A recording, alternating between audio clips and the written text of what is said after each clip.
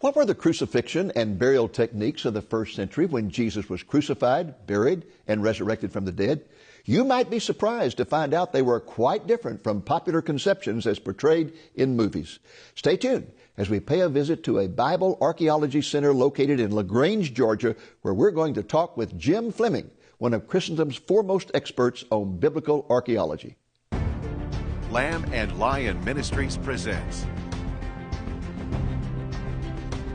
Christ in Prophecy, a program that focuses on the fundamentals of Bible prophecy, showing how current events in the news relate to biblical predictions of end-time events and the soon return of Jesus.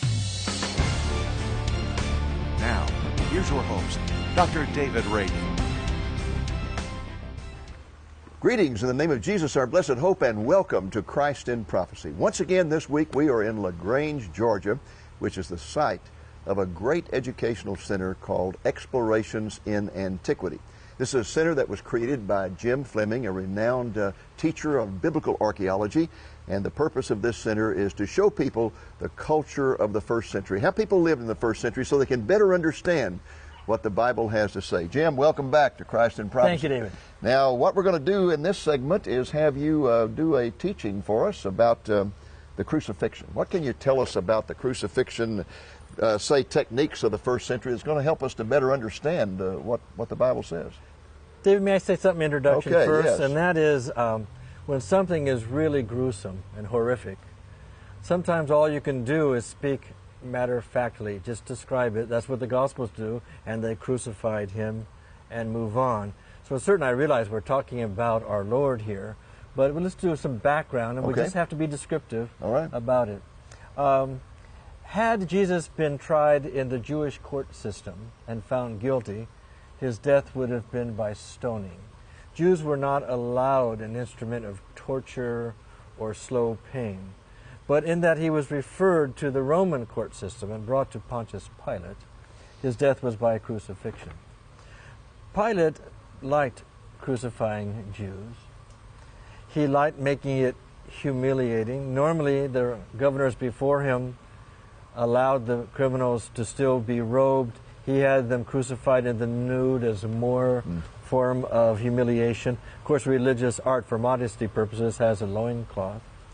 The day of Jesus' crucifixion, 2 others were up for crucifixion.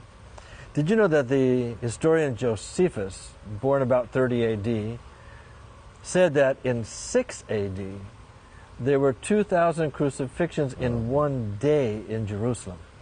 Now, the point I want to make related to that is, he says all the trees lining all the roads to and from Jerusalem became crucifixion places.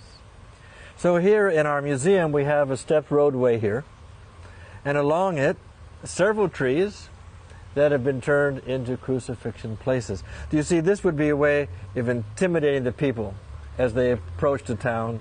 Well, you've already explained something very interesting to me, because I did not know where they got the wood for all these crucifixions. Yes. I knew there were a lot of crucifixions, but there's not that much wood in Israel. So they just used trees. They used trees. They tended to have the criminal bring the crossbar. The word cross means crossbar. So you will see at our models, it is a transportable crossbar, but the upright is a rooted tree. So you're already destroying my images of Jesus walking through the Via Dolorosa, dragging this huge cross. Yes. He had the crossbar. Yes. Okay. But he had been scourged by Pilate, and quite frankly, scourging is a form of torture. Yes. And therefore, there's no word in Hebrew for And some didn't even live through that. Yes. I was interested to see a number of years ago when the New Testament was being translated into Hebrew, what word would be used for scourge, because there's no such word. And they simply said Pilate tortured Jesus. It's a cat of 9 tails, multi-whips with one handle. That way you could strike 40, spare 1, 39, but the guy could still have 200 marks on his back. And in any case, Pilate scourged Jesus. But having been scourged, I'm sorry for the detail, but he doesn't have use of his back muscles. Yes. And even though it's, quote, only the crossbar, he is stumbling because he can't really carry it. When they got to the upright that was going to be used. He would be fastened to that, but don't necessarily picture this high cross with ladders leading up. Jerusalem is a city. The trees around it are not forest trees. They're trees that are being pruned, you know, olive trees, fig trees, things like that. And so probably you can lift it without a ladder to the cross. Plus, they wanted them down close so the people could see them for the ultimate impact. Right. Well, let's see what you have. Well, okay. Generally, you would, we can stand up a minute and go look at it. Why don't we come back on this side? Part of the torture of crucifixion was that the criminal would last a long time. So there's a saddle, and the buttocks would rest on the saddle. Is that right? And that's so, I mean, your feet have nails in them. You could push down on your feet if you slid off, get a few more breaths as you rested on the saddle until you slid off again. But it was not merciful. It was for you to last longer. Now, they have found a case of a man who was crucified, and we'll have close-ups of that ankle bone with a spike in it. It was a tomb found in 68, building an apartment compound. What was unusual about it is the ankle bone had a spike that hit a knot in the upright, and it bent. Is that what you have right now? And so we have here, you can see there's a spike there, and a piece of wood. So even though he might be sort of sitting here, he would have his legs pulled back. In that particular case, maybe the tree wasn't tall enough to have them down. In his case, the knees came out and then back, and on either side, the ankle bone had the spike come in the side. But because it hit a knot, the loved ones couldn't pull it out. So that's how we knew That's the first I've ever heard of this particular part. Yeah, the saddle, because my impression was that they wanted him to hang, and that would cause him to suffocate. Well, you would eventually slide off, you know, and that would make it hard to And breathe. where were the spikes Well, put? it's Were they interesting. in the hand, or? In this particular case, and we only had one so far, where we know the person died by crucifixion in Jerusalem, the spike is where you would have a wristwatch. And, you know, not where you would think in the hand, but what is interesting, the Hebrew word for hand is from the shoulder down. Is that right? So wounds in his hand doesn't need to mean an English hand. So it might could be here. Again, I'm sorry the details, but probably it would enter the mind of the soldier, let the wrist bones hold together the ulna and radius and put the spike there. How long did it normally take to die? You could last for days. You could last for days, depending on whether you'd been scourged or not. Right? Now, so we have two spikes there. Because a piece of acacia wood was found under the head of the nail in the crucified person, we have, you see, in this case, the soldier hammered the spike into a piece of wood, and so it would be less likely the body could pull out over it, right? Now, the criminal normally carried a sign through the streets with his crime around his neck. So I'm a robber or a thief or whatever? Jesus of Nazareth, King of the Jews. It was nailed above his head. That was probably the sign. Mocking. Yes, this is what's going to happen to anyone you want to be your king. Yes. Right? And we have the three languages there. But Roman signs had these little fly wings on the edge of them, so it probably looked like that.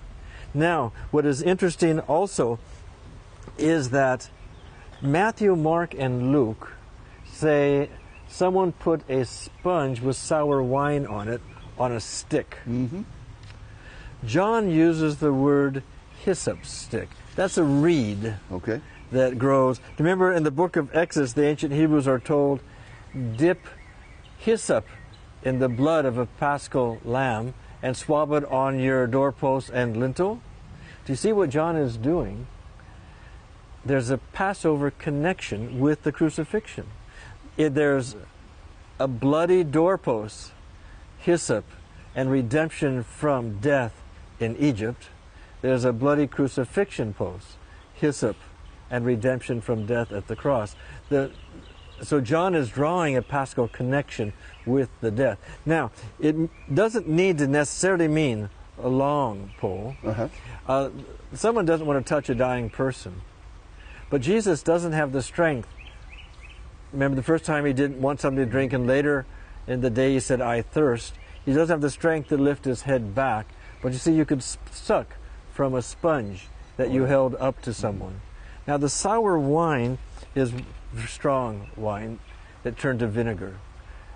It doesn't hasten the death, but it's considered merciful because it makes you a little bit less aware of your surroundings. And they put sour wine. Those who loved Jesus would have been grateful that some sour wine had been offered to him. John's Gospel mentions there were 4 soldiers. It's curious because Roman sources talk about 4 soldiers as well. And a Jewish male has 5 items of clothing. So we put here, if there's 4 soldiers, you see what happens. They're going to gamble for the 5th item. One soldier gets the turban, usually it's tied around the head. One soldier gets the sandals. One soldier gets the outer robe, normally open on the front. Another soldier gets the sash to tie the outer robe. What remains is the long tunic, the long t-shirt. Well, if I speak as a Roman a minute, one of the perks of crucifixion, you can sell the guy's clothes on the market. Who's going to buy a quarter of a tunic if you tear it into 4 pieces? So they throw the dice. We've put here in the cabinet some Roman dice, believe it or not, ankle bones from cattle.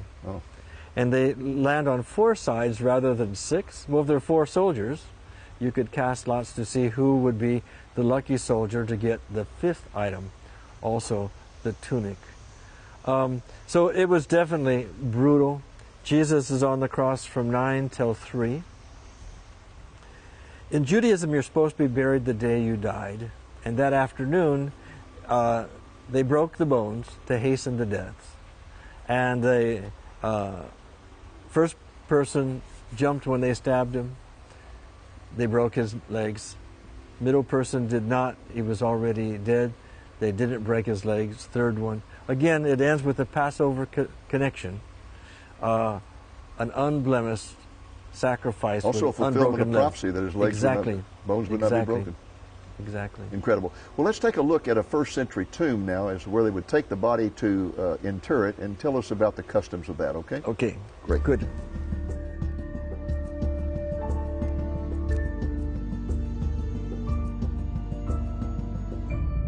Let's go over here and take a look at this New Testament tomb.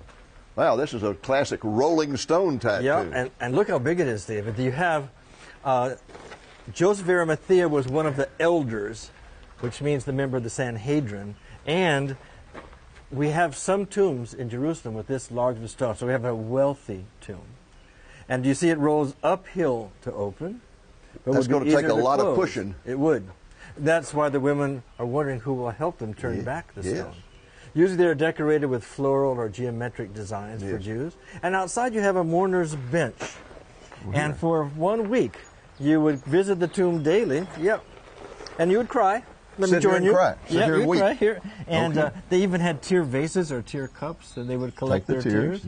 And then they would inter their grief, where they put the tear cup in. We find them in tombs. I didn't know that. It's called, burying your grief with your loved one. And there are mentions of these tear bottles in the Bible. Yes. That's amazing. So you see you're coming up a flight of stairs here. Yes.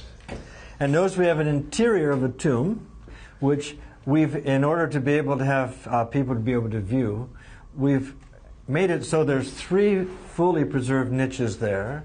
2 of these niches are preserved, but the roof broke here and later collapsed. But one can see that there were 3 more niches running away. This is a typical Herodian period tomb. Notice in front of the niches is a U-shaped bench on 3 sides. That's where you would dress the body. And then afterwards slide it to a niche. So we have one sort of an example to see there. These kind of tombs are only found in Jerusalem from 37 BC to 70 AD, a very restricted period. So Herodian period tombs. Well, can you imagine then that Friday the body would have been brought up but not yet slid in a niche, that gives an example later, but simply laid on the bench. Because they have to be adding grave cloths and spices. Usually you would be bringing grave cloths. Nicodemus and Joseph of Arimathea had a mixture of myrrh and aloes and some grave cloths. They would have wrapped the body with the spices, but Sabbath was coming.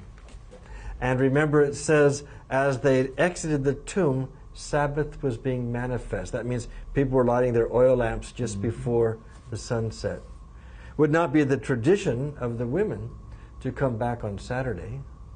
So first light Sunday morning, the women wanted to add more grave cloths because they didn't have enough time before sunset Friday night.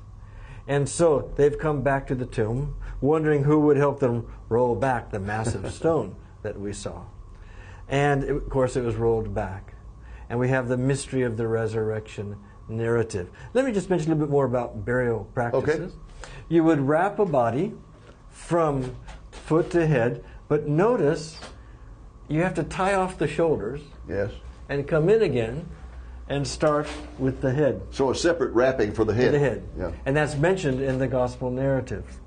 If someone had just stolen the body and unwrapped the grave cloths, you'd expect to see a jumbled pile of grave cloths. But remember, when they saw the head wrapping separate from the body wrapping, there's a little space between them because you're tying off the shoulders and starting again with the head. That's significant when the women tell the disciples, and Peter and John run to the tomb. Remember, John got there first. I guess he could jog faster. And he stooped and looked in. You saw how it was only 5 hands high for the door, 7 hands high for the door. But Peter, when he got there, walked right in. He's the first one to witness. And that strange thing, when he saw the head wrappings still separate from the body wrappings, he believed. If someone had stolen the body and left the grave cloths, there would be just a pile of grave cloths. And people back then would have understood, you tie off the body and then start again, coming in from the shoulders for the head. And it was seeing the head cloth separate from the body cloth made him realize he could not explain the arrangement of the grave cloths. The body was missing, but the grave cloths were undisturbed. Normally what would happen is that you would add more spices. The rest of that week gets smellier, right? Remember in the Lazarus story in John's Gospel, Martha says, by now Lazarus stinks. Yes. You would add more spices, and you'd have that week of coming back for the funeral wake. You'd add time for crying out on the bench out in front. But the interior has this arrangement of a U-shaped work area. The angel story is there was, for the resurrection narrative, there was an angel sitting at the head and at the feet. It means the body had not yet been slid into the niche. Now, a niche, again, is made to have it so the body would slide in head first. And then in Jerusalem climate, it would take about 2 years for a body to decompose. And the plan would be, at the end of those 2 years, to come back and collect the bones and put them in a bone box. An ossuary. Good man.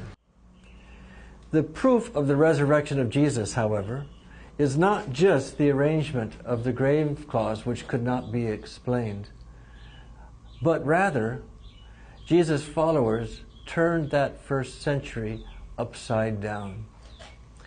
They should have returned to their nets had the resurrection not occurred, but instead they turned the first century upside down.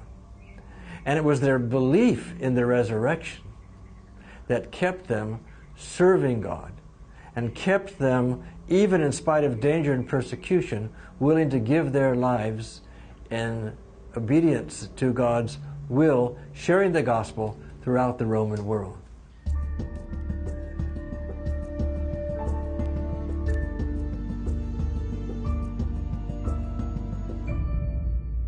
I hope you are enjoying this teaching about the crucifixion and burial of Jesus. Our teacher is Jim Fleming, one of Christendom's foremost experts on biblical archaeology, and he has been speaking from his Antiquity Center that is located in LaGrange, Georgia, about 60 miles southwest of Atlanta.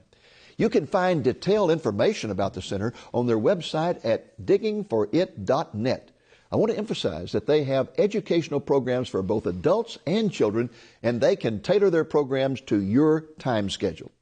This is the fourth in a series of programs that we videotaped at the center. If you have missed the previous programs, you can find them on our website at lamblion.com. As we bring this series to a close, I'd like to show you some footage we have not shared on our other programs. It will illustrate to you what a wonderful learning center Jim Fleming has created, and I hope it will motivate you to plan a trip to the center with your family or with a church group. Here now is an illustration of what I'm talking about. Okay, Jim, now it looks like we're in a threshing floor area. Yes, sir. Here. Is that what this is? 4 months of the year, a farmer growing barley and wheat, their life is related to this agricultural installation. In March, April is the barley harvest. And you would bring in the handfuls, the sheaves of grain, put it in. It's always a place where bedrock is exposed. Then you have a threshing sled with sharp rocks in it. That is turned with the rocks facing down. And a trained mule or donkey, or you standing on it, guiding them, makes circles. Oh. And the sharp rocks scraping the bottom cuts the pieces of the stalk into smaller. So that's why you have to have bedrock instead of a soft ground. Yes. And so the animal pulls this around, and it grinds the. And it cuts it. Yeah. Then what are these used These for? are winnowing forks. You see. How do you do that? And then you would now we don't have these cut very small, but you wait till a windy afternoon. Yeah. And you throw it up in the air, and the lighter elements are blown aside, and the grain fall. But usually there's still some pieces in it. So what is this here? So then you have to sieve it a little bit more, and usually use just pieces of cloth or whatever, sieve it, and then you bag it. And this is your harvest. The reason this is important is here where you know what your economy is going to be like. Did you get 4 bags for every bag you sowed, or 40 bags? And so it's interesting, in the Canaanite Bible, which was found at a place called Rosh Shamra, you always build an altar to Baal at a threshing floor. Remember, Baal's the rain god, the god of the economy, GNP god. Because that's where you're thanking Baal for the harvest. Okay. When David conquers Jerusalem, he purchases the threshing floor of Araunah and builds an altar to the Lord. A different god is going to be thanked at Jerusalem's threshing floor. So it's not only an agricultural installation, it's a religious installation. I wonder why David went up and bought a threshing floor. It's not because it's a vacant lot. Probably because Baal was being worshipped there. Yeah. And he's changing the religious status of Jerusalem's And that was on Mount Moriah in eventually where Solomon built the temple. Yeah. Where the temple that Jesus saw, here his temple was. Okay. Well, let's visit another site. Okay. Now, Jim, what is this? This looks like a market area or something. Yes. Yep, Market Street. This is a vending area. You see, of course, we have a place here where you could weigh out buying some nuts here. Okay. Let's just say you wanted 3 ounces. All right. I put my 3 ounce weights there. Right. I've been adding over here, until they are level. And this would be just, right? That's just, yes. There's a phrase, Kisat Chesed B'vakasha. A little grace, please. Oh. So And if give me one more. And if the vendor wants you to come back, they put another hand on your side. Now listen, that's the same word for after the golden calf. I am a God full of chesed, full of grace. Full of grace. The Bible speaks about a God who is so gracious, puts a little bit on our side of the weight. So it's a wonderful thing for kids to be able to. But these vendors never did what some did in the United States in the early years of putting their thumb on this. And, never. In fact, because you're worried about unscrupulous vendors, you have a Bureau of Weights and Standards. May I show it to you? It's right there. Sure, okay. Okay, so now you say this is the Bureau of Weights and Standards? Yes. There's somebody who might be having 2 sets of weight. Remember, Deuteronomy talks about that. This is for dry volume weights. Okay. But this is for liquid volumes. And you see you have all these containers, different volumes. Every one of them, different volume. And if you said that was a quart of milk, and you were suspicious it was, you could come to the guy in charge of the weights and measures, pour it in, there's a little cork So here. I could go from the vendor over here. And pour it in here, it would drain out, and see if it did fill up a quart. And then the man in charge of the weights and measures would find the vendor. This person is mentioned in the Gospels. At Capernaum, there is, it's usually translated royal steward, royal official. The word is agoramus, or basilicus. The agora, the basilica, Yes. is the man in charge of weights and measures. He's the guy who had a sick son who went to Cana in John 4. But he's the guy in charge. So Capernaum had a Bureau of Standards as well. How about that?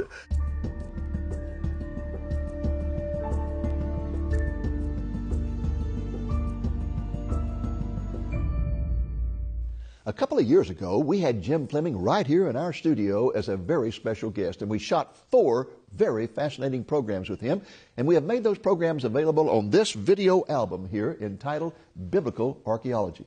In these interviews, Dr. Fleming explains the importance of the discovery of the Dead Sea Scrolls, and he discusses a wide range of archaeological issues like the location of the Jewish temple and the disposition of the Ark of the Covenant.